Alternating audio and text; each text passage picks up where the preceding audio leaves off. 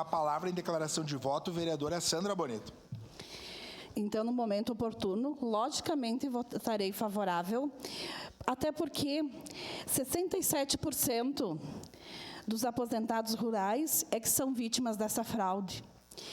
E também eu tenho muito orgulho, porque o meu partido, o Novo, é que começou todo esse movimento. E todos os deputados do Novo assinaram a CPMI. Então, a gente só quer que realmente sejam julgados e que se faça justiça. Porque é impossível que esse golpe de crueldade, porque é crueldade mesmo, né? Quando a gente faz um golpe desse em pessoas que não têm tanto conhecimento. Então, é isso, no momento oportuno, votarei sim. E espero que a justiça prevaleça e que todos que receberam esse golpe sejam, de uma forma ou outra, compensados. Muito obrigada, era isso. Só lembrando aos colegas vereadores que em declaração de voto não cabe a parte.